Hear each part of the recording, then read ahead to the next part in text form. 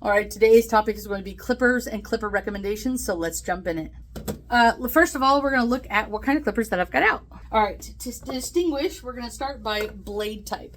We've got two different blade types. One is a A5 style. These are the classic blades that slip down onto a clipper and they just run. They've got higher torque value. They last a little longer, in my opinion, and they're easy to pop off and cool very quickly.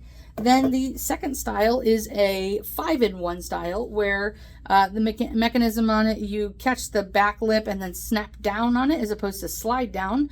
And this one has a small toggle here that allows the blade to move from different lengths and positions. The only two blades that we use in our salon are these two types. There are some off shapes that also are out there. I wouldn't say that we particularly use them. On the A5 style blades, the only blades we use are a number 10 and a number 30 and 30 under guard combs, never on the skin. 5-in-1s, we use mostly the 10 setting and on occasional the 30 setting. That distinguishes what type of clipper. So all of these over here are the 5-in-1 style. This is not a 5-in-1 style. It's a knockoff, but I'll tell you about that here in a moment. And then a miniature blade of any of those obviously doesn't fall in one of those size categories. But I wanted to show you this, guys, and just in case you have the opportunity to get one, there is some value in this. If you're learning to be a pro groomer, getting one of these is great for little toe tufts. Sometimes little pinch areas where you really need a shave. But you could skip this one if you're just starting out. So the first class of clippers I would say are my finishing clippers. That's kind of these three right here.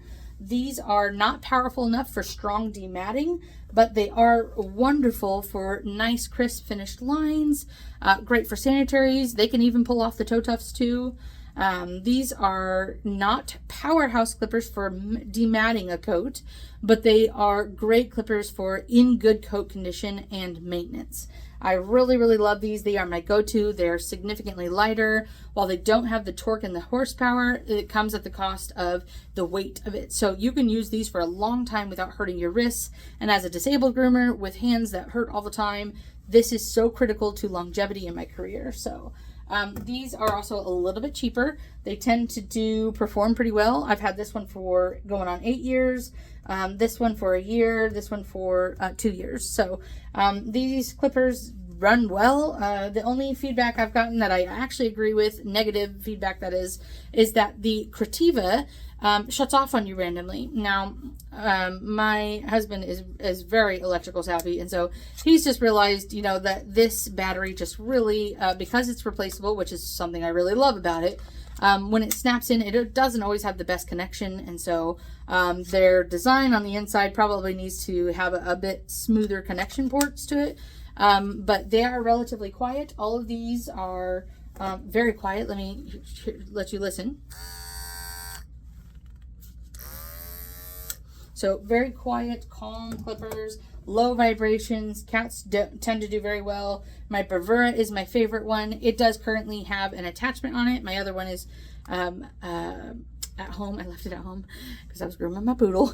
But this attachment allows me to click onto the Romani clipper vac so I can do comb cuts. So I don't have to shave all the way to the skin, and I can leave it still fluffy for owners, and they love it. So this is a great attachment. It is siliconed onto this one, so I have another Bravura. This is my preferred clipper, though. I would use this day in and day out. And if I only had to have one clipper, that would be the clipper I have.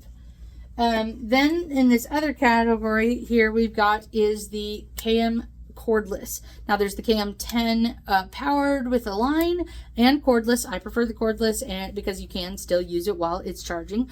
So it actually operates as both. Now this is some clay modifications we've done for this one. We're testing a couple products, so ignore that. But this overall, I think it is a much heavier clipper. It is heavier duty as well, though. With that weight, you get a lot more torque, you get a lot more power as you are stretching into the skin of a coat and for the cat and then zooming by. You can really, even when it's matted, you can get through that pretty quick and efficient, which is really important in cat grooming. And so this particular clipper is kind of my workhorse clipper. This is pelted cats, super dirty cats, where these clippers don't have the strength to go through it. Things like that. This is generally always used on a dirty coat when I'm trying to just get it off, things like that. And so this clipper is my workhorse. If I only had 2 clippers, it would be these 2 to work with. So, although the Chromato is a very tight tie with the Bravura. So now the final clipper we'll talk about is this One Is All. Okay, and I want to put the caveat on here that this is not a longevity clipper. It is a kind of a blank that a lot of companies are able to just logo for themselves. And so you can see it as One Is All, the Clipper All. There's a lot of names that you can find this model clipper, right? And so this does have an adjustment ring where it slides up and down to adjust the blade. So it's closer to a 5-in-1, but it is not a 5-in-1. It's not interchangeable with other 5-in-1 clippers. You know, this is a very low powered clipper. It's even lower than my finishing clippers. It cannot do a whole lot. You know, it can do 1, 2, maybe 3 cats.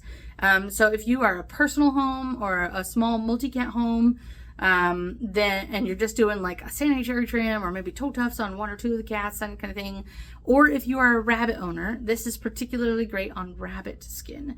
Obviously rabbit trimming is a way different ball game, but this clipper is one of my favorites. I bought it when I was first showing and working with my Angoras. And so this clipper, it does translate well over to cats for minimal care. I prefer to use it on a clean coat as opposed to a dirty coat, just so you're not dealing with the torque issue. This one does not have the power to get through matting and stuff like that. Maybe really slow and like eking at it kind of thing. So this will fix things in a pinch for you.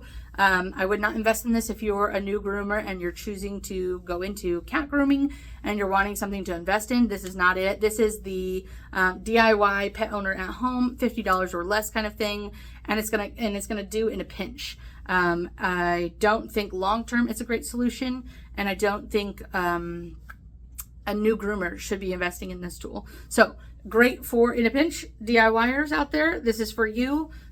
Clean coats first before tackling it with this. So that is our clipper selection for today and kind of a run through. I do have a lot of Wahl tools. They have excellent customer service. They've always treated the grooming community with just excellent care.